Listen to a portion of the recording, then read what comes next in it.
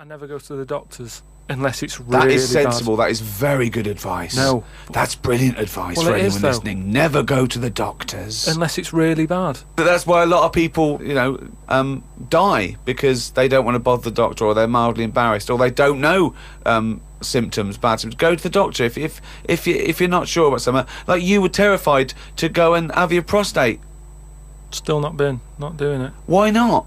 I wish you wouldn't talk about it, because now Suzanne will listen to this and she'll go, oh yeah, you haven't been, and start dragging it up again. But why are you worried about a qualified doctor? I don't know what they're doing up there. What they just year pop are we in?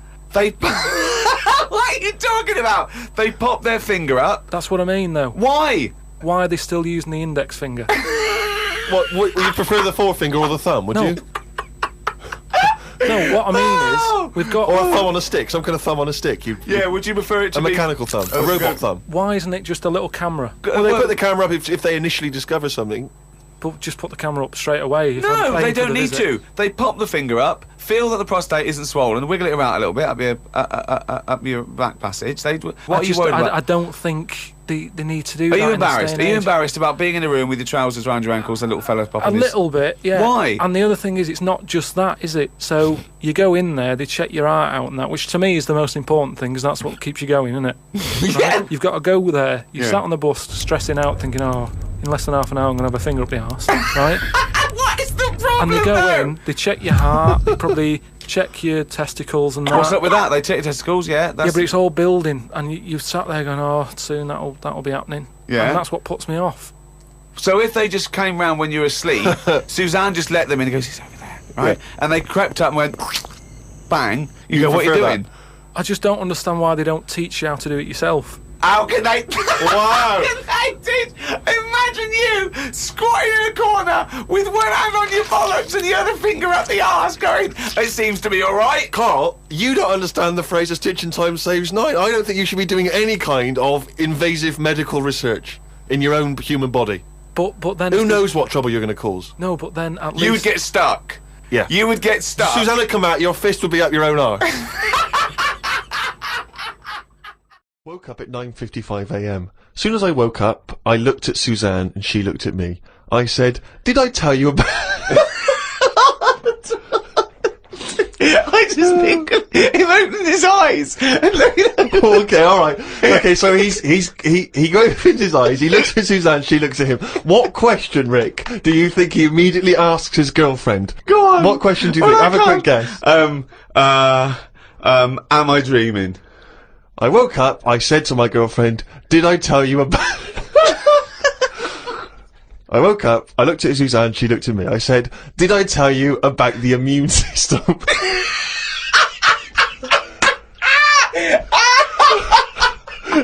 I tell you about the immune system?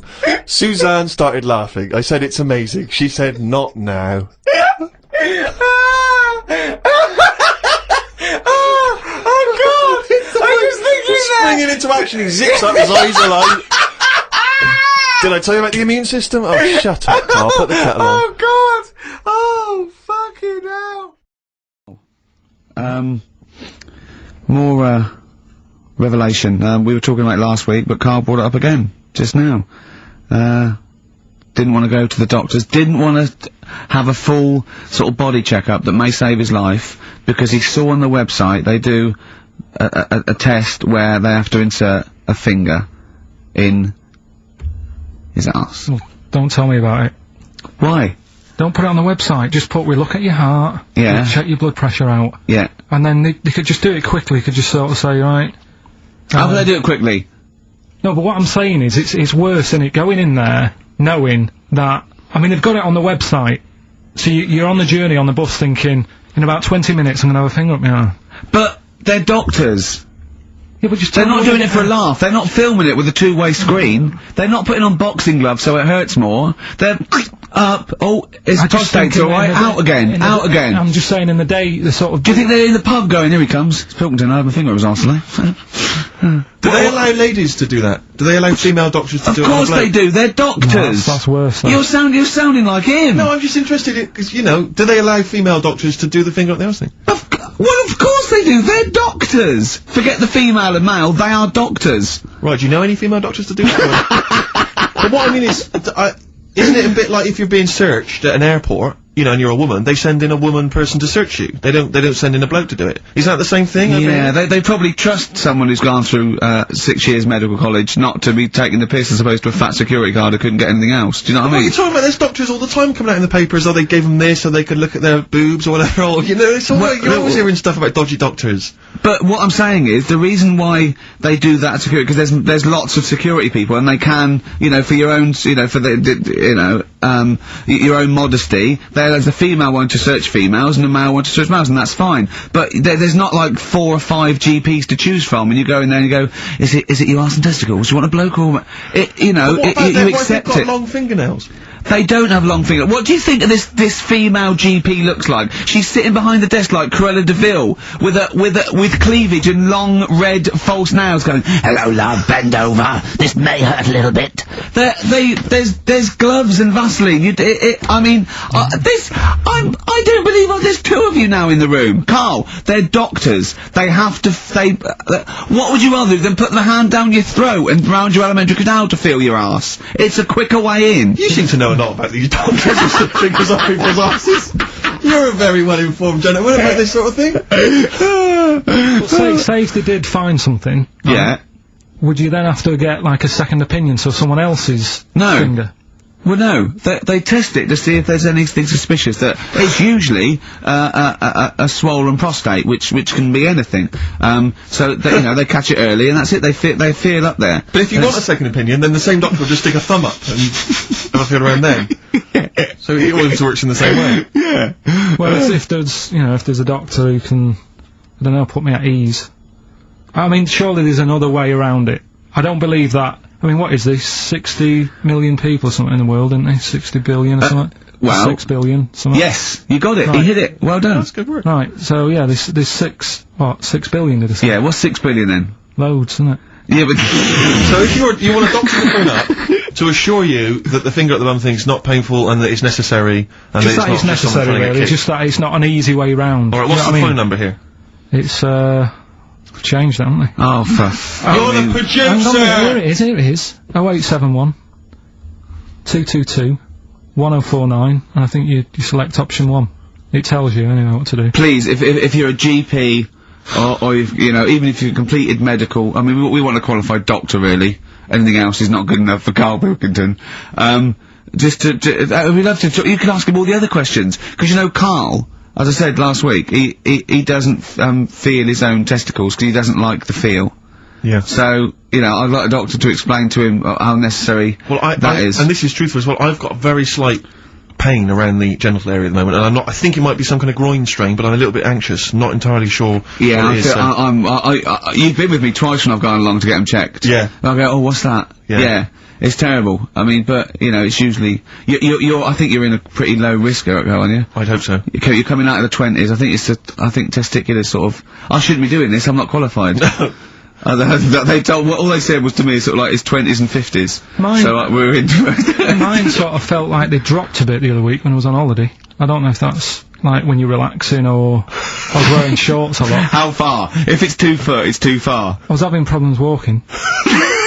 What do you mean? Why? It was just a bit, I had shorts on all day, I'm happy, I'm walking about on the beach and what have you. And then, at the night, when I put some long trousers on, I was sort of walking like a rickets. They probably like stretch a little bit. Sometimes, I told you when I was about 18, I was scared. I went to, the doctor, I felt a pain, right?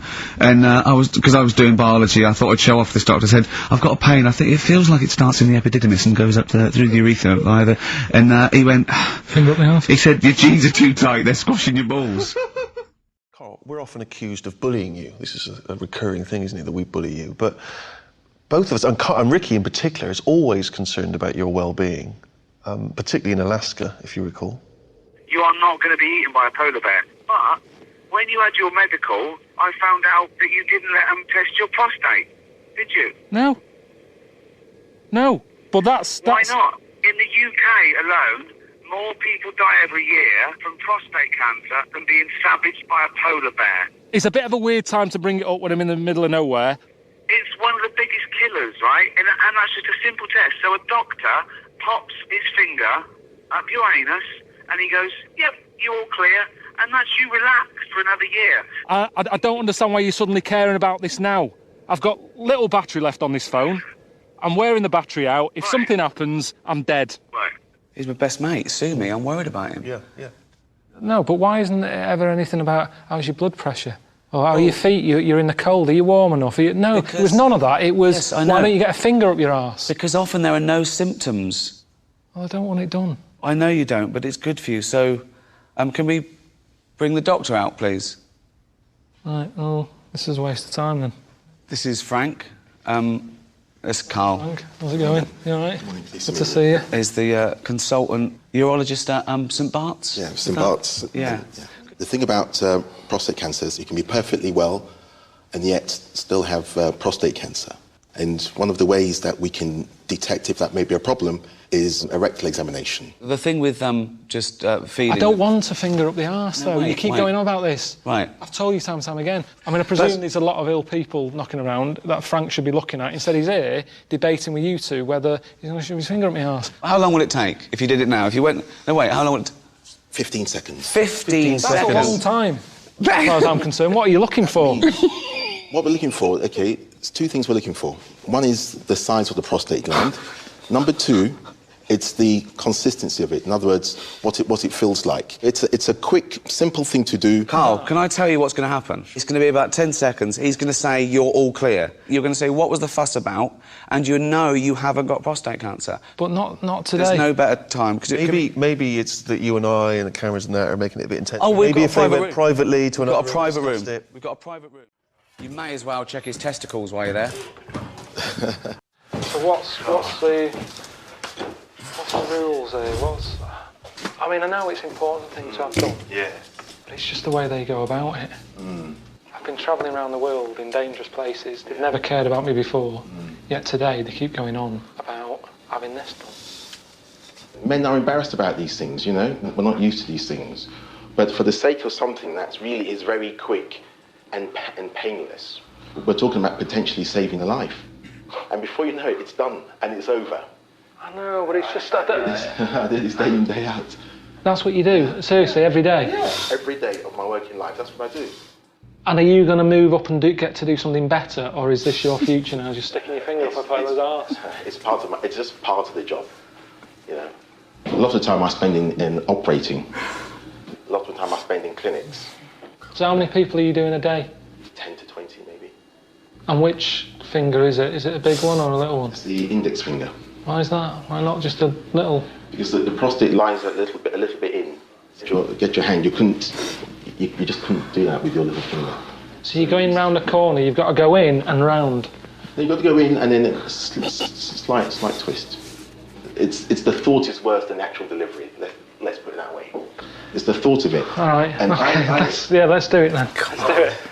Do you wear gloves? That's how, yes. Do you know Richard Blackwood? Yes, the comedian, yes. Yeah, he had a colonic on telly, never seen again. I think that's far worse. So rest your head on the pillow. Then what you need to do is you need to bend your knees up. Yeah. You need to pop that arm over there. So what I'm going to do, I'm just going to get some lubricating gel. Or just right. So what I'm going to do, if I may, I'm just going to pop your trousers down. Bend your knees up a bit more. Come towards me a bit more. So you're just going to marvelous. Okay. Take a deep breath. Deep breath. And out. Okay. And relax. Breathe normally. I'm just going to pop a finger in now. Okay. Deep breath. Well done. Jesus, well done. that's high up. Fucking hell. Right, that's surely enough, isn't it? Right, you're touching a lung. Well done. Well done. Okay, I'll just your prostate's fine. Hey! Well done, Carl. Excellent. Oh, God. Well done. Brilliant. Many alive. I don't think it's the sort of thing people pay a subscription for, to be honest. In HD. We'll see. Well done. Cheers for that then, Frank. Now, you're a doctor, aren't you? Yep. He just said to me, because he was shaking, because he said to me, and I quote, he said, oh, he's just wittering to himself, I must remember to eat next time Suzanne's away. I know. I must remember to eat next time Suzanne's away. No, but you did. I mean, I wonder if I lived on my own if I'd still be about. Because I just neglect myself. Yeah. So, I mean, for all I've eaten A this lot of morning, self-abuse. Is that what you're saying? I had lasagna last night that I messed up, right? Why did you mess it up? Cooked it for too long. It was like a brick. Right? And she called up and said, have you eaten? I went, yeah. She went, was it nice what you have? I said, lasagna. Was it nice? I thought, I don't want her to worry, because she's probably been out and had a good meal with all the work people. Yeah. I didn't want to say, well, you know. And she went, okay, bye. And I go, that can't go. Yeah, I bet he cooked it like a brick. I bet he threw it away. Anyway, gin and tonic. And I had Scotch pancakes for breakfast. That is all I've had. So I'm starving, I'm shaky. Plus I've got that restless leg syndrome still going on, which I can't get rid of. What's restless leg syndrome? I find, if I go to bed, right, my body's tired but my legs aren't. Are you like Michael Flatley? You have to get up and do a bit of tap dancing. Do they just keep going even when you're asleep? Keep moving about, so I have to get up and stretch them or something. Or I've worked out that if I put a pillar on, like, the bedpost down at the other end, if I have my legs higher than my heart, it calms it down a bit. Is this why Suzanne works away so often? I don't know, it's weird. To get a decent night's sleep? I put it down to Smarties and that, it's like a sugar thing. But, Stop eating them. Apparently Bob Mortimer's got it, as well. No, he's got arthritis. Oh, was he? You told me in the week that you've mastered, moonwalking. Yeah. Yeah, I can do that. Is that one of the things you did, like, in the middle of the night? It's moon sleepwalking. Yeah. He just gets out, he finds himself walking backwards and wakes up. And goes, oh god, I'm brilliant. I'm brilliant at this. Medical problems then. I've got a couple of things under the banner of, colon then educate me. Yeah. We've got, this is interesting. Right? Do you know if you have an operation on your brain, right, what they do is, I mean, this is why I'd never go to the doctors. I don't like doctors, because this sort of stuff freaks me out, right?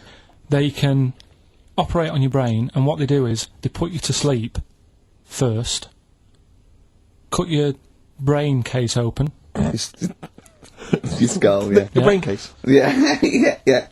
And then wake you up and operate on you. So you sat there with your head open, messing with your brain, and you don't feel anything. Well, there's no nerve endings, is there, in the brain? But still, it's not right, is it? What, you think they do it for fun? No, they go on, Reg, wake him up so he all freaks out. Is it necessary that you're awake, do you think, or...? Well, they need the brain active, don't they? Yeah, but it is when you're asleep, you're having mad dreams. I had a mad dream the other day. Go on. No, I might tell you about it later, but there's no sense to it. But, so your brain's still... So is this conversation? Yeah, I mean, it'll turn out, I go, no, Carl, I was there, that wasn't a dream. Yeah. No, but... So, I mean, if I had an operation... On your brain, heaven forbid. Well, operation anywhere, I'd like to sort of think, well, I'll have an injection, I'll go asleep, but when I wake up, it'll all be sorted. Yeah. The fact that... Your brain case is open. And they wake you up and you think, oh, is it all done? And they say, well, have a look in the mirror. And your brain... See, I don't think they do that. I don't think they try and frighten you when you're doing an operation. Yeah, I don't think that you go about your business and they sort of follow you around, dabbling. Yeah. No, but it's almost like they are having a bit of a laugh with you. Right, well, I'd just like to say now that they don't. Anyone who's going in for an operation on their head, do not ever listen to anything Carl says. Why have you got to be awake? Because you'll be bored anyway, you'll be sat there. Well, they give you a telephone directory, look, and they say, look how many Macs are in there. That's the Scottish telephone directory. And, you know, time flies when you're counting that sort of thing. No, but do you know, like, when you... What are you telling me? What are you I'm asking just saying me? how weird it is. It's weird, isn't it? It's like, do you know when you go for a haircut, right? It's a bit embarrassing. Well, I don't anymore, but when you go for a haircut, it used to be you go for a haircut? It used to be a bit embarrassing when, like, they'd wet your hair and they'd make you have that sort of Hitler cut because your hair's wet, and I used to hate it, and I think, do you have to do that? Do you know what I mean? You know it's what I mean? Similar. It's very similar to open skull surgery. What I'm saying is, it's almost like barbers like to do that to make you look daft and feel daft for a bit, and there's women coming in and out, and you're sat there with a daft haircut. Yeah. And this is what that reminds me of. Do you think they do it in a shop window? This brain operation? I'm just saying, it's a bit weird. Do you think they do it? Why are we doing it in John Lewis's? Just so more I people love can the idea that that's what doctors are doing. Let's make this guy look a bit stupid. Yeah. Open his brain Look case. at the twatty look with his brain out of his head. Take a Polaroid. Reg, take a Polaroid. Look at him. Look put it on the net. at his face. Right, right. Clock his face when I give him the mirror.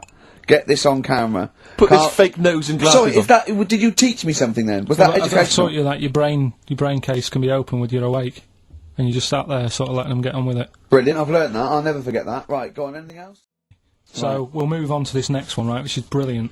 Go on Dead then. short story. So, right, old woman, about 70 years old. Yeah. She's normally fit and healthy and stuff. Nothing wrong with her. She's having a good life.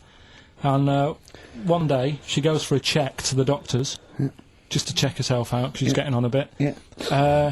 Says take your clothes off and that. So she does, and checks her out. Says yeah, you're looking good. You're looking good. Turn round. He said, oh God. He says, you got a tumour on your buttock. Right? So she goes, oh, what, can you do anything to sort it out? So they go, yeah, we could book you in for an operation. It's best if we remove this. Books are in for an operation. Operation day comes, strip her down and that. They're all stood round, the doctors. Start to operate. It only turns out it's a pork chop that she sat on 5 years earlier, and it had stuck to her buttock. Right, Carl. I can forward you. Serious. Right, okay, Carl, I'm telling you now, I'm leaving. I'm never doing this show again. No, I'm serious. Honestly. You're talking, I've never had such, you are, play a record. I couldn't believe it. What do you mean you can't believe it? Stop the record. Right, okay, right, what do you mean you couldn't believe it? No, when I read it, I said, I've got to tell Ricky This that. woman had a pork chop stuck to her arse for 5 years, you mental case. Of course she didn't. This the other day. Yeah. Oh, what was it now?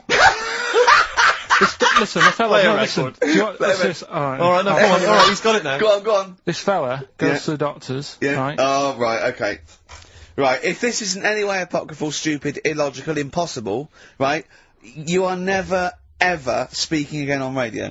So make sure this is at least possible. I'll tell you what, I'll even give you improbable, but possible. So if anything that breaks the laws of the universe or logic, okay, that's all you have to avoid. On you go. Right, so this fella, right, he goes to the doctors because he's got earache. Right. Okay, if a chimp's living in his brain, that he go on. So he's got earache, he's sat in the waiting room and it's all, his ear's all bunged up and it's hurting a lot and what have you. So the doctor comes out and he goes, right, and because his ear's all bunged up, he doesn't hear it that well, right? So he thinks it must have been me, right? So he wanders in. Keep going. Anyway, I'm going to hate this. I can just feel it in my bones. Steve, I'm going to let you take over. Okay, Let's hear it. Come so on. the doctor says, sit yourself down there, right? So he sits himself down, he goes, right, take your pants off, right? So he's thinking, that's a bit odd. Anyway, he heard that though. He apparently he took his tackle off. The doctor, like, did some operation. What, there in the waiting room? No, in his office. In his office, yeah. What? Wait, so he removed what? His genitals? Yeah. In his office. Why, Carl? Because he hadn't called him in. Oh, he'd called in the bloke who wanted his testicles taken off, and he didn't do it. What? So the doctor went out and said, Mr. Jones, who's here to whip off your cock and balls, just here and now, right?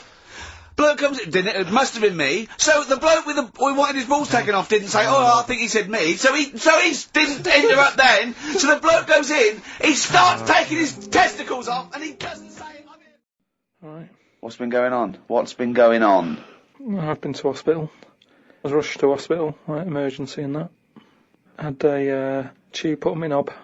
You had a tube put up your knob? Yeah. What's the story? Kidney stones. Ooh. So, shouldn't really be here, to be honest, doing this. He said rest. And that. Climbing them stairs on the way in. To be quite honest, it doesn't look like you're expending a lot of energy at the moment. It's like at Zookeeper going, oh, that sloth move today. Calm down. Yeah, but I had to get here. It's been raining. Yeah. I had to come up the stairs. I had to carry the computer. Yeah. Well, that's not entirely true, because your girlfriend was carrying it. I saw her outside. Yeah, but I'm just saying. And then you handed it to me and said, Steve, carry this. Almighty. Yeah, I know. That's already a lie. Christ almighty. Whinging. Not whinging. I'm in show business. I know loads of people that wake up every day with a sore knob, feeling like they've had their kidneys probed, and they would say they were unconscious. So they don't whinge about it. They get straight back onto it. They, a lot of them on TV now. Yeah, straight back to hosting game shows.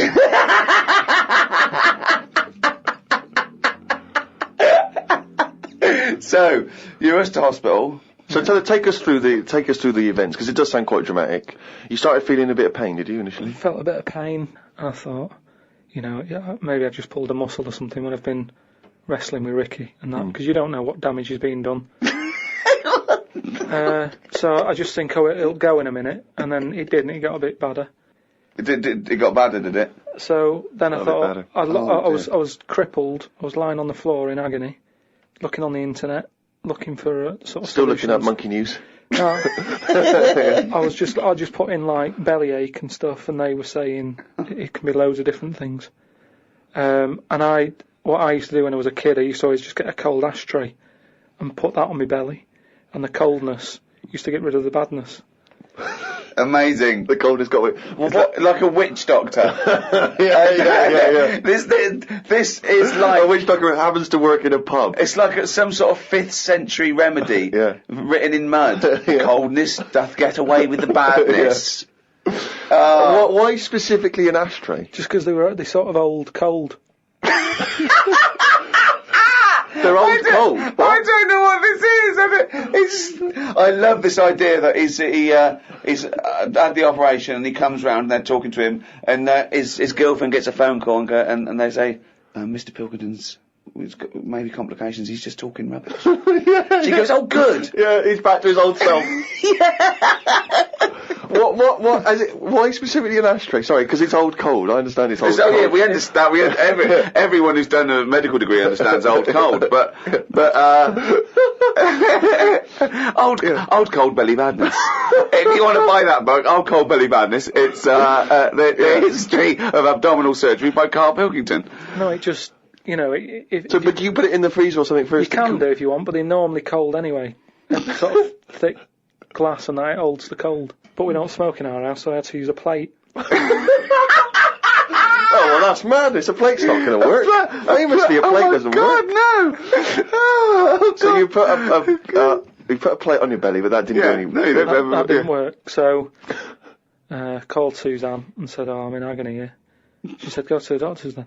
Good advice. So a lot of people have done that straight away, as opposed to going through the plate ashtray. So he went to hospital and he went to hospital and he said, have you got an ashtray? They went, no, essentially an ashtray. This is no smoking. So anyway, then we get in a cab and what have you, go there. I have an X-ray. His voice is even more boring than usual, isn't it? Yeah. Fuck me. And they put me on a drip and everything. Give me some morphine and stuff.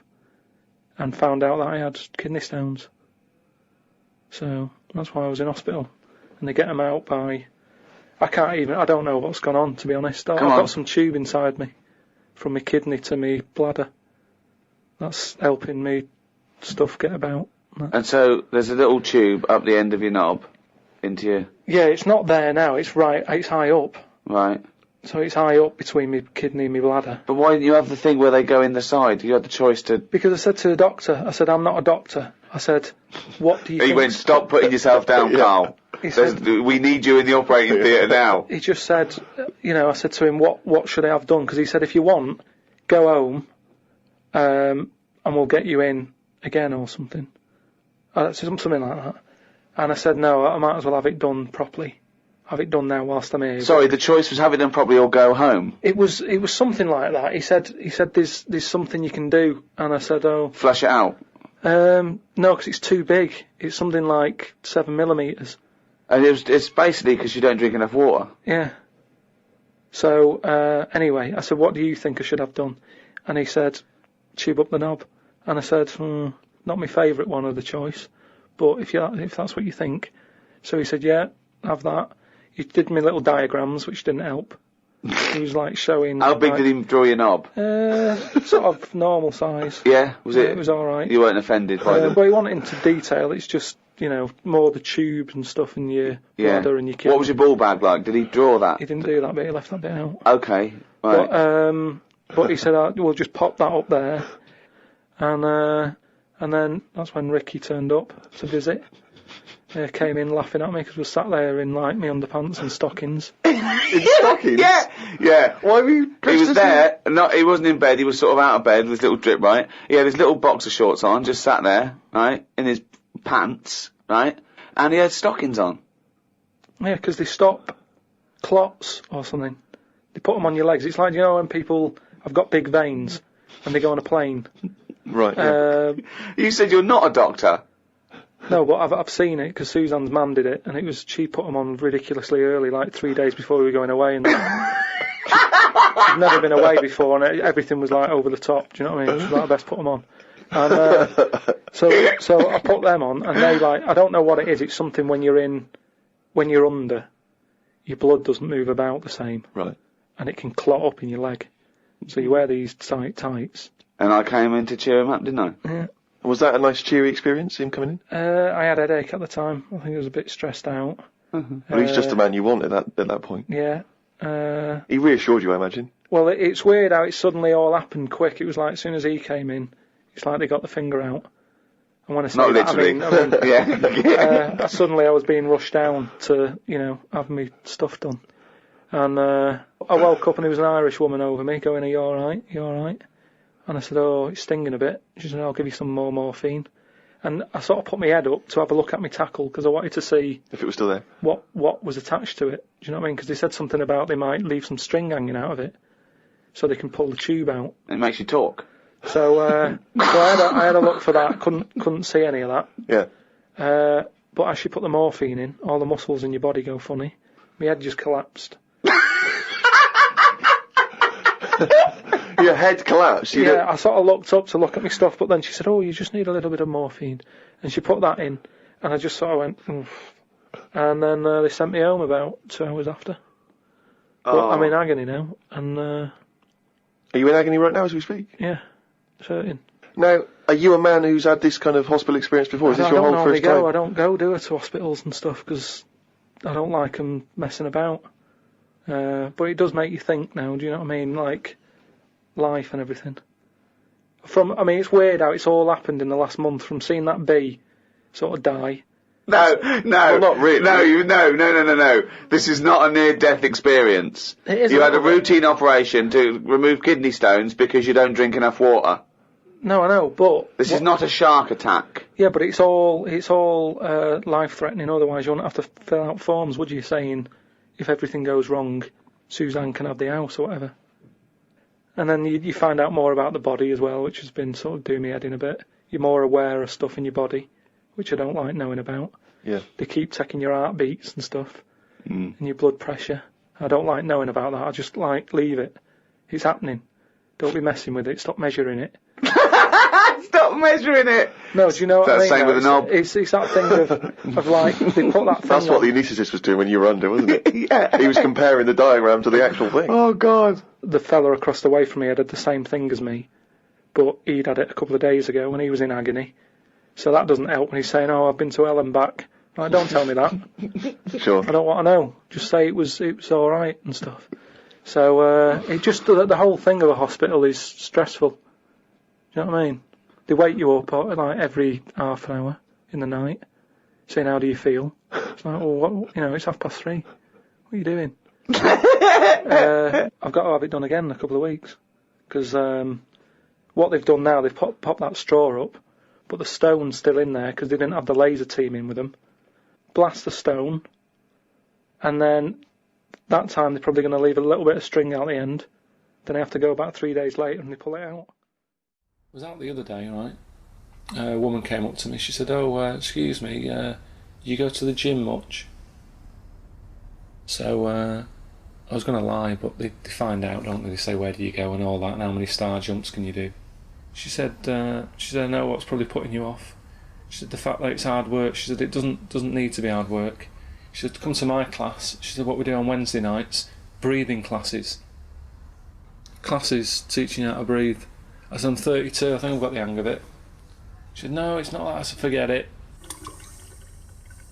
See, I think the reason there's so many gyms in London is because of the amount of gay people who are here now. I'm not having a go. I'm not complaining about it. I'm just saying, gay people, they always sort of like to look after themselves, don't they? They're always sort of muscly and that, sort of tight t-shirts and stuff whenever you see them. And you know what I mean, I'm not looking out for them. I'm just saying, when I do see them, they're sort of muscly and that.